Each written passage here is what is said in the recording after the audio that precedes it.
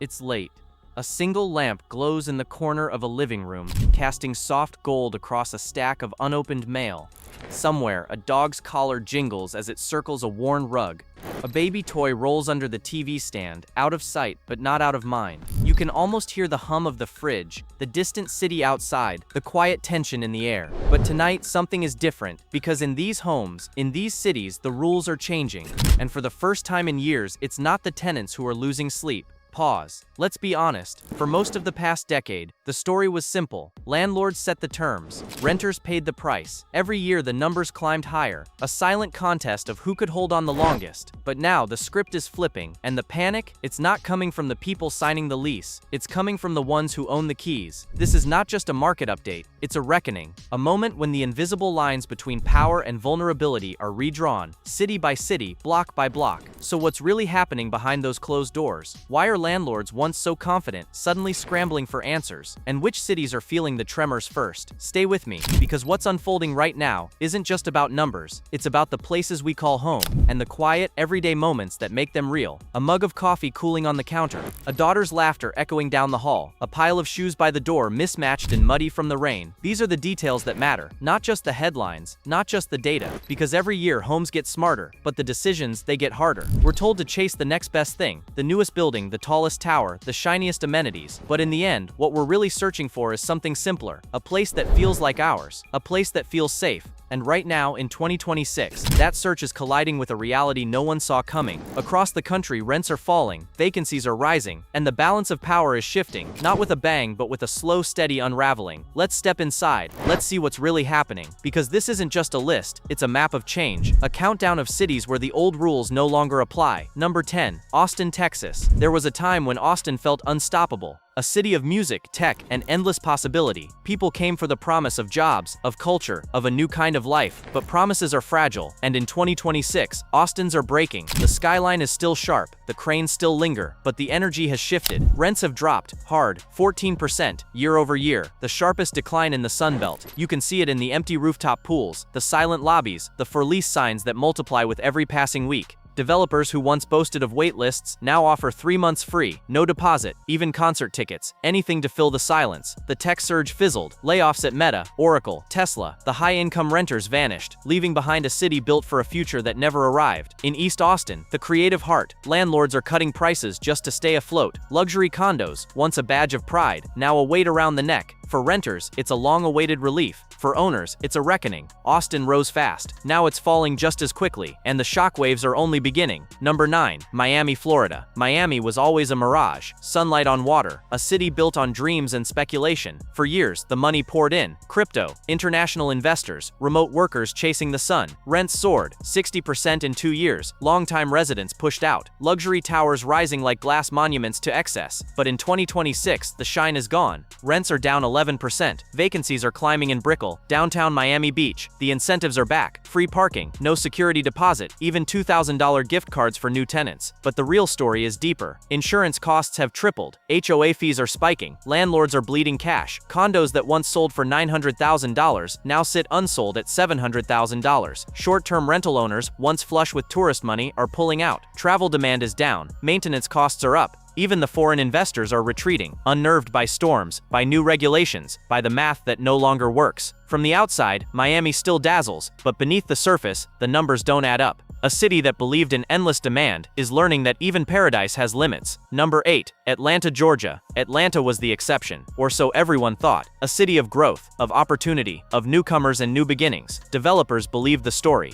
50,000 new rental units in 3 years, more than the market could ever absorb. Now, in 2026, the confidence is gone. Rents are down 9%, vacancies are up, landlords are desperate. 3 months free rent, complimentary parking, zero security deposit, anything to spark demand. But the problem isn't just supply. Wages have stalled. Inflation is squeezing every budget. Student loans are back. Millennials and Gen Z are doubling up, moving home or leaving altogether. Even the suburbs, Cobb, Gwinnett, Henry, are feeling the chill. Single-family rentals sit empty. Short-term investors cut rents, hoping to slow the bleeding. Atlanta was the model. Now it's the warning. A city that built for growth, but forgot to build for balance. The tightening came slowly, then all at once, and now the road back looks longer than anyone expected. Number 7, Las Vegas, Nevada. there's a certain silence in Las Vegas that you only notice when the neon fades, a hush behind the slot machines, a pause in the endless hum of the Strip. For years, this city thrived on risk, on the promise that the next hand would always be a winner. But in 2026, the odds have changed. Rents have dropped nearly 10% from their peak. Vacancy rates are climbing. Whole apartment communities in Henderson and Summerlin only half full. The Strip still glows, but behind the lights, the numbers tell a different story. Supply has outrun demand. Tourism, the city's lifeblood, hasn't fully returned. Casinos are hiring less. Conventions are smaller. Tip income is thin. Thousands of short-term rentals, once booked solid by weekend travelers, are being pushed into the long-term market. Owners scramble to cover costs. Homes that once rented for $2,400 a month now sit at $900, and still the interest is tepid. Landlords who bought at the top are cutting prices, trying to keep the cash flowing. Investors who dreamed of easy profits are quietly selling at a loss, choosing to exit before the damage deepens. And construction hasn't slowed. Projects approved in the boom are still being finished, adding more high-end units to a market already saturated. It feels familiar. A replay of 2008. Different causes, same mistake. Too much speculation, not enough stability. The lights are still bright, but behind the scenes, Las Vegas is learning what happens when the odds finally flip. Number 6. Phoenix, Arizona. Phoenix was the Sunbelt's golden child. A city of endless blue sky, a magnet for families, a symbol of growth. Just 2 years ago, it was the ultimate success story. Rents soared, cranes filled the horizon, new neighborhoods in Chandler, Glendale, Mesa, all built on the promise of stability. But in 2026, that promise is fading. 30,000 new rental units in a single year, but the tenants never came. Average rents have dropped 12%. Landlords are offering everything: free rent, furnished units, utilities included, just to keep the lights on. Complexes that once had wait lists now scramble for tenants. On the surface, the city still looks busy, but financially, many properties are struggling. Insurance premiums and maintenance costs are up. Investors who bought at pandemic prices are underwater, owing more than their properties are worth. The job market is tightening. Corporate growth has stalled. Fewer workers, fewer renters. From the urban core to the East Valley, landlords are learning an old lesson: expansion without balance always comes at a cost. Phoenix isn't just cooling off, it's correcting. A city built for a future population that never arrived, now adjusting to reality. Number 5. Dallas, Texas. Dallas was supposed to be untouchable. Corporate headquarters kept coming. Young professionals packed the city. Suburban expansion felt endless. Developers and investors called it the economic engine of Texas, convinced the momentum would never fade. But by 2026, the certainty is gone. Rents in Uptown, Plano, Frisco are down 10%. Vacancy rates in high-end buildings are at a 10-year high. The skyline still glitters, but behind the glass, landlords are uneasy. Construction raced ahead of demand. Tens of thousands of new apartments came online, just as renters began to pull back. Inflation squeezed budgets. Interest rates stayed high. Many would-be tenants moved home or split rent with roommates. Landlords are reviving incentives, free utilities, covered parking, rent credits, anything to reduce vacancies. Investors who depended on steady cash flow now watch insurance and property taxes eat away what little margin remains. Dallas, once the symbol of prosperity, now caught in imbalance. Too much luxury, not enough affordability. Even the city's corporate strength isn't enough. Hiring slowdowns in tech and finance have reduced the stream of new renters. Longtime residents are priced out of neighborhoods they helped build. From a distance, Dallas still looks impressive, but on the ground, the narrative is shifting.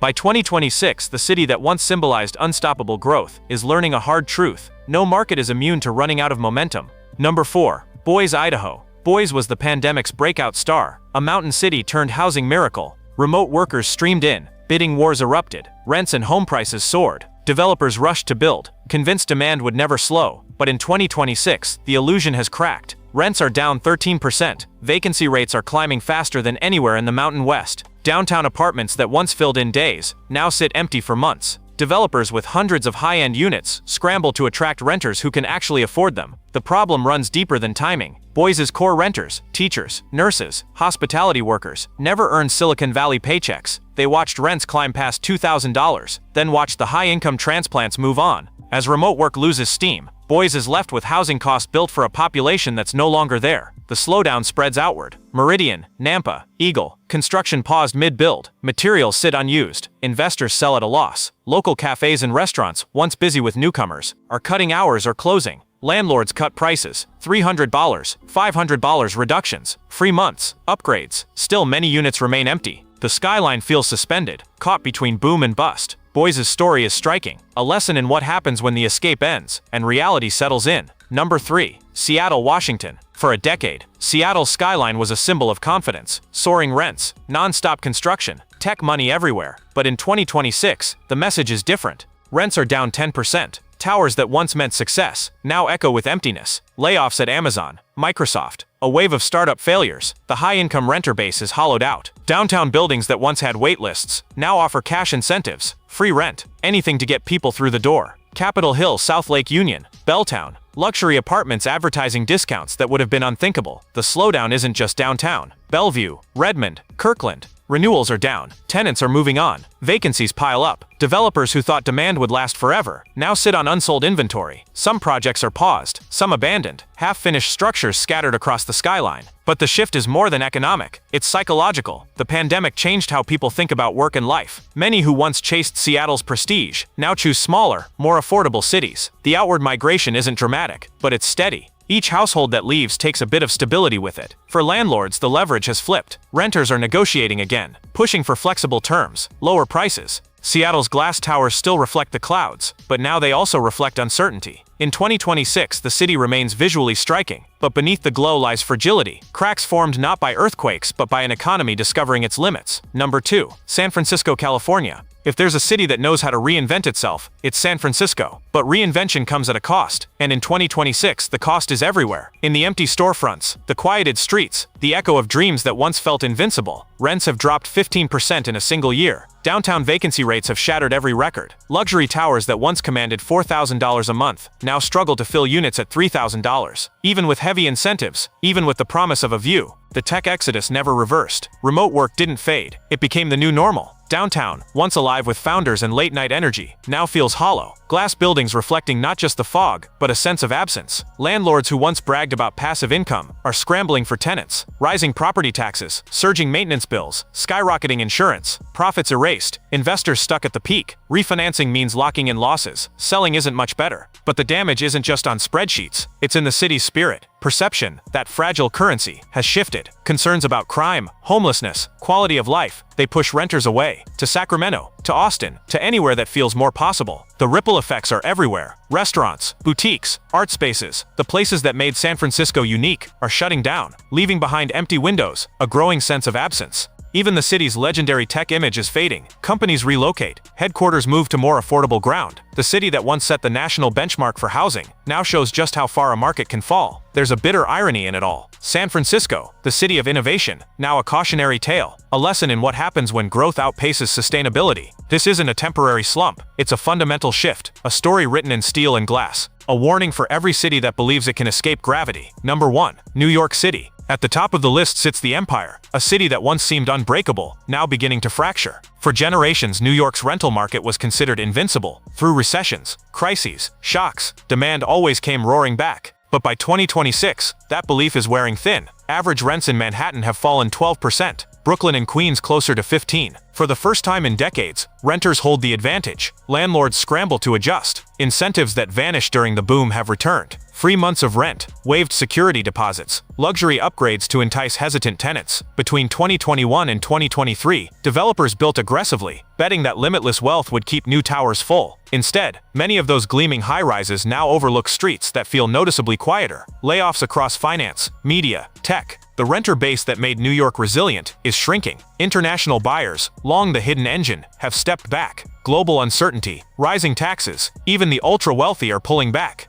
Luxury units on Billionaires Row are being repriced, hundreds of thousands lower. Owners of mid-market buildings face punishing refinancing rates, crushing cash flow. For smaller landlords, talk of foreclosure is no longer unthinkable. At the same time, younger professionals who once accepted any price for a Manhattan studio are leaving for Charlotte, Nashville, Philadelphia, cities that offer opportunity without the same financial strain. The culture, the pace, the chaos, they're all still part of New York's identity, but fewer people can afford the entry fee. New York's shift isn't sudden or explosive, it's gradual, deliberate, a slow tightening as the city confronts its own limits. In 2026, even longtime New Yorkers are acknowledging what once felt impossible. The empire of rent has reached its ceiling. The skyline still sparkles, but beneath it lies a new reality, one where ambition finally runs into exhaustion, and the city that never sleeps pauses, just briefly to catch its breath. Across the United States, a quieter transformation is taking place. For the first time in more than a decade, tenants are regaining control. The era of bidding wars, blind applications, relentless rent hikes, it's giving way to vacant units, falling prices, anxious landlords. This isn't just a pricing adjustment, it's a cultural shift. Millions of Americans are re-evaluating whether renting or even owning still makes sense.